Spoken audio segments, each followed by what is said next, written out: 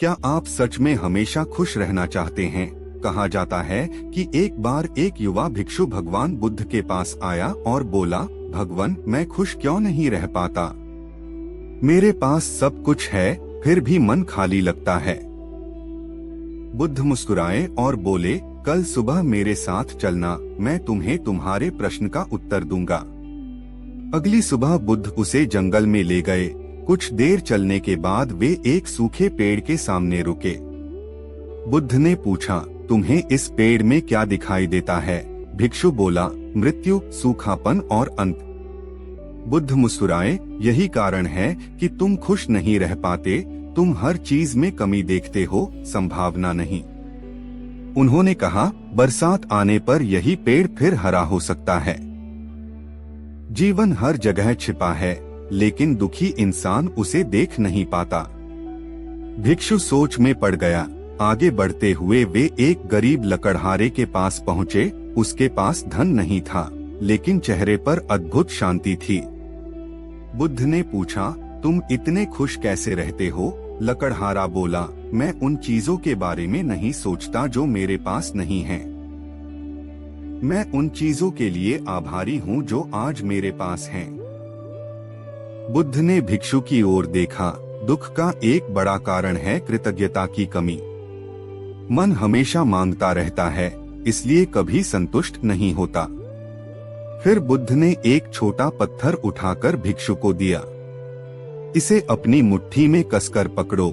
कुछ ही क्षणों में भिक्षु को दर्द होने लगा।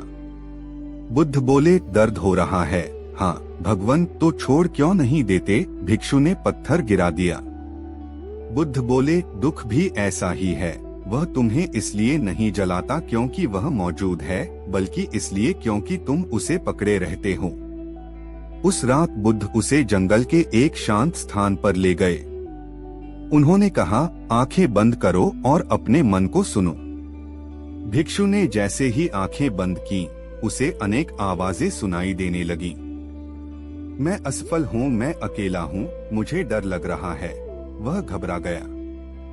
बुद्ध बोले, ये आवाजें बाहर की नहीं, तुम्हारे अपने मन की हैं। फिर उन्होंने कहा, मन तुम्हारा सेवक है, मालिक नहीं। लेकिन जब तुम हर विचार को सच मान लेते हो, तब वह तुम्हारा मालिक बन जाता है। भिक्षु पहली बार समझ रहा था कि उसके अधिकांश दुख वास्तविक नहीं, बल्कि उसके विचारों की उपज थे। कुछ देर बाद बुद्ध उसे एक गुफा में ले गए। वहां उसे ऐसा लगा जैसे वह अपने ही मन का दर्पण देख रहा हो। उसने अपने भीतर छिपी इच्छाएं देखी, सम्मान की इच्छा, सफलता की इच्छा, प्रशंसा की इच्छा और प्रेम की इच्छा। हर इच्छा एक जंजीर की तरह उससे बंधी हुई थी। भिक्षु घबरा गया। बुद्ध बोले, इच्छाएं समस्या नहीं हैं। समस्या तब शुरू होती है जब तुम अपनी खुशी को उनके पूरा होने से जोड़ देते हो। भिक्षु ने एक एक इच्छा को देखा और स्वयं से पूछा, क्या मैं इसका मालिक हूँ या यह मेरी मालिक है? जैसे जैसे वह यह समझता गया, जंजीरें टूटती गईं। उसके चेहरे पर वर्षों बाद सच्ची शांति दिखाई देने लगी। लेकिन बुद्ध के पास अभी एक अंतिम रहस्य बाकी था। वे उसे एक पहाड़ी की चोटी पर ले गए। आसमान में अनगिनत तारे चमक रहे थे। बुद्ध ने कहा, अब अपने भीतर उस चीज को खोजो जो तुम्हारे विचारों, इच्छाओं और यादों से भी परे है। भिक्षु ने आंखें बंद की। कुछ क्षणों बाद उसे एक गहरी शांति महसूस हुई। ऐसी शांति जो किसी वस्तु, व्यक्ति या परिस्थिति पर निर्भर नहीं थी।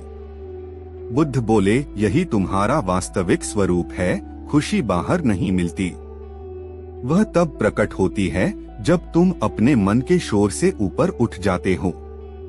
भिक्षु की आंखों से आंसू बहने लगे। आज पहली बार उसे समझ आया कि खुशी पाने की चीज नहीं है।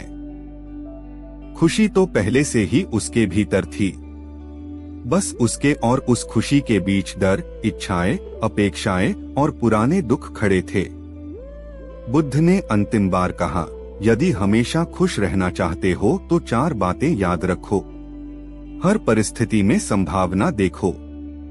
जो है उसके लिए कृतज्ञ रहो। दुख को पकड़कर मत रखो और अपने विचारों के मालिक बनो, उनके गुलाम नहीं। कहा जाता है कि उस रात के बाद वह भिक्षु कभी पहले जैसा नहीं रहा। उसकी जिंदगी नहीं बदली थी, दुनिया भी वैसी ही थी। बदला था तो सिर्फ उसका देखने का तरीका। और जब दृष्टि बदल जाती है तब जीवन भी बदल जाता है।